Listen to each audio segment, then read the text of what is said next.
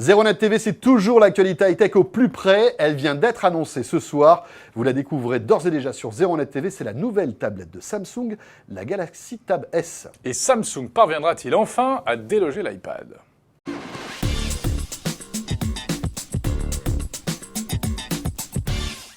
Et ce n'est pas une tablette que Samsung a annoncée, c'est deux tablettes, une de 8,4 pouces et l'autre de 10,5. On voit que Samsung a clairement l'intention d'aller marcher sur les plates-bandes d'Apple en concurrençant l'iPad mini et l'iPad Air. Tout à fait. Et avec des arguments de poids, ou plutôt des arguments d'ultra légèreté, puisque ces tablettes sont ultra légères. Ultra légères, ultra fines, et d'ailleurs Samsung n'hésite pas à le dire, mes tablettes sont plus légères et plus fines que l'iPad mini, que ce soit donc l'iPad mini Retina ou l'iPad Air Retina, qui est plus grand.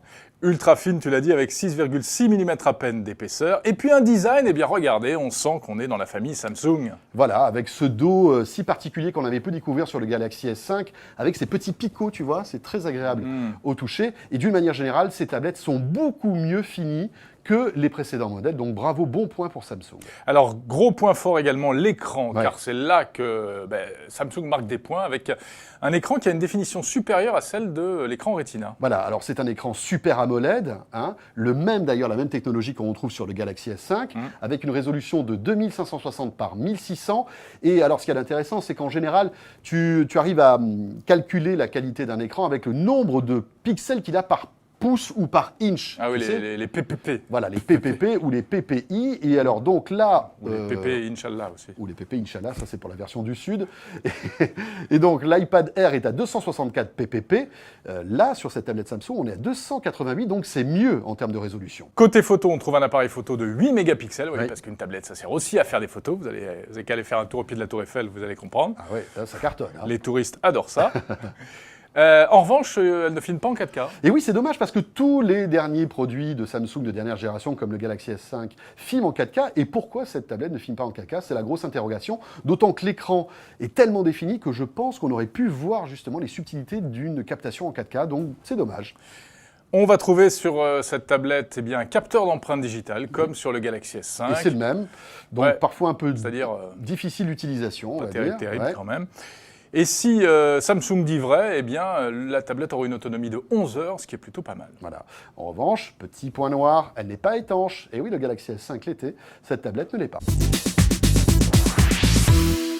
Et oui, le coréen Samsung a eu l'idée de localiser en quelque sorte cette tablette en proposant toute une série de services pour les consommateurs français. Et oui, des services waouh. Par exemple, Samsung a passé un accord avec Canal+, et plus particulièrement avec Canal Play.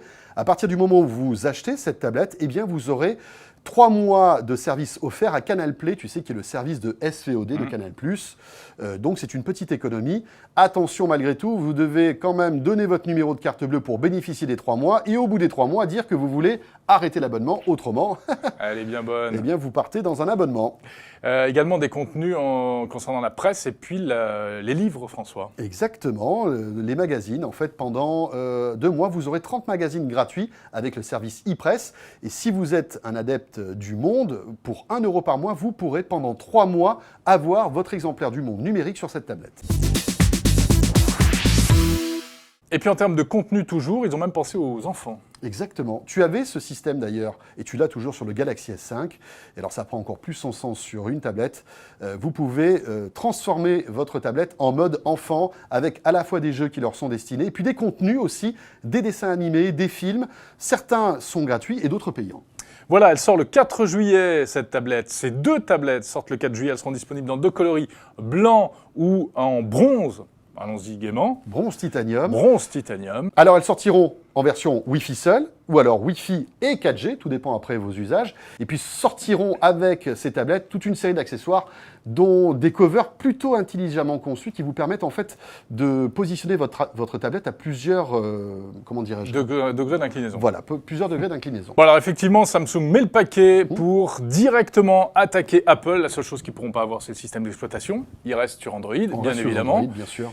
Et puis, il faudra qu'on ait ça entre les mains très très vite pour savoir si les promesses sont tenues. Voilà, ZeroNet TV, toute l'actualité high-tech. Merci de nous suivre. On se retrouve très vite. Salut à tous.